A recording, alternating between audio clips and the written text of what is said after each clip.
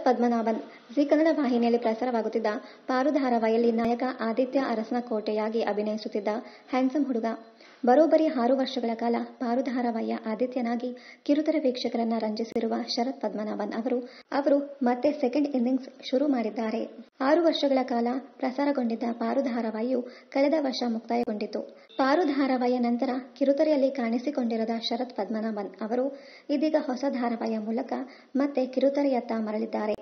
ಅಂದಹಾಗೆ ಶರತ್ ಪದ್ಮನಾಭನ್ ಅವರು ಈ ಬಾರಿ ನಟಿಸುತ್ತಿರುವುದು RR ಧಾರಾವಾಹಿಯಲ್ಲಿ. ಜಿ ಕನ್ನಡ ವಾಹಿನಿಯಲ್ಲಿ ಆರಂಭವಾಗಿರುವ ಹೊಸ ಧಾರಾವಾಹಿ ನಾನಿನ್ನ ಬಿಡಲಾರೆಯಲ್ಲಿ ನಾಯಕನಾಗಿ ಅಭಿನಯಿಸುತ್ತಿರುವ ಮೂಲಕ ಕಿರುತೆರೆಯಲ್ಲಿ ಸೆಕೆಂಡ್ ಇನ್ನಿಂಗ್ಸ್ ಶುರು ಮಾಡಿದ್ದಾರೆ. ಧಾರಾವಾಹಿ ಈಗಾಗಲೇ ಪ್ರಸಾರ ಕಂಡಿದ್ದು, ಮತ್ತೆ ತಮ್ಮ ನೆಚ್ಚಿನ ನಟನನ್ನ ತೆರೆಯ ಮೇಲೆ ಕಂಡು ಸೀರಿಯಲ್ ಪ್ರಿಯರು ಸಂತಸ ಪಟ್ಟಿದ್ದಾರೆ. ಎಂಜಿನಿಯರಿಂಗ್ ಪದವಿ ಪಡೆದಿರುವ ಶರತ್ ಪದ್ಮನಾಭನ್ ಅವರು ಗ್ರಾಫಿಕ್ ಡಿಸೈನರ್ ಆಗಿ ಕಾರ್ಯನಿರ್ವಹಿಸುತ್ತಿದ್ದರು. ಆಕಸ್ಮಿಕವಾಗಿ ದೊರೆತ ಅವಕಾಶದಿಂದ ನಟನೆಯ ನಂಟು ಬೆಳೆಸಿಕೊಂಡ ಶರತ್ ಪದ್ಮನಾಭನ್ ಅವರು ನಟನಾಗಲು ಫೇಸ್ಬುಕ್ ಕಾರಣ. ಫೇಸ್ಬುಕ್ನಲ್ಲಿ ಶರತ್ ಪದ್ಮನಾಭನ್ ಅವರ ಫೋಟೋ ನೋಡಿದ ದಿಲೀಪ್ ರಾಜ್ ನಟಿಸಲು ಅವಕಾಶ ನೀಡಿದರು. ಬಂದ ಅವಕಾಶವನ್ನ ಖುಷಿಯಿಂದ ಒಪ್ಪಿದ ಶರತ್ ಕಿರುತೆರೆ ಜೊತೆಗೆ ಹಿರಿತೆರೆಯಲ್ಲಿಯೂ ಮಿಂಚಿದ್ದಾರೆ.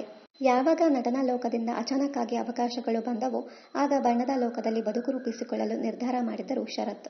ನಟನಾಗುವ ನಿರ್ಧಾರ ಮಾಡಿದ ಬಳಿಕ 15 ದಿನಗಳ ಕಾಲ ನಟನೆಯ ಕುರಿತಾದ ತರಬೇತಿಯನ್ನ ಪಡೆದ ಶರತ್ ಅವರು ನಟನೆಯ ಆಗುಹೋಗುಗಳನ್ನು ಅರಿತುಕೊಂಡರು.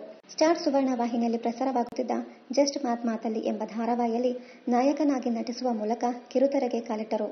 ಮೊದಲ ಧಾರಾವಾಹಿಯಲ್ಲಿಯೇ ನಾಯಕನಾಗಿ ನಟಿಸಿ ಸೈ ಎನಿಸಿಕೊಂಡಿರುವ ಶರತ್ ಅವರು ಮುಂದೆ ಅದೇ ವಾಹಿನಿಯಲ್ಲಿ ಪ್ರಸಾರವಾಗುತ್ತಿದ್ದ ಪುಟ್ಮಲ್ಲಿ ಧಾರಾವಾಹಿಯಲ್ಲಿ ಇವರು ನಾಯಕನಾಗಿ ಕಮಲ್ ಮಾಡಿದರು.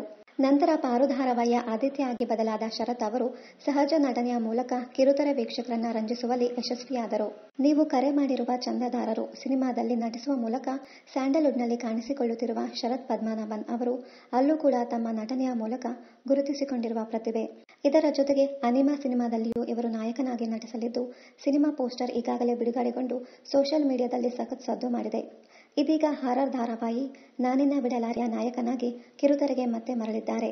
ಇನ್ನಷ್ಟು ಕನ್ನಡ ಧಾರಾವಾಹಿ, ಸಿನಿಮಾ ಹಾಗೂ ಇನ್ನಿತರ ನ್ಯೂಸ್ ಅಪ್ಡೇಟ್ಸ್ಗಾಗಿ ಚಾನಲ್ ಅನ್ನು ಸಬ್ಸ್ಕ್ರೈಬ್ ಮಾಡಿ. Thank you.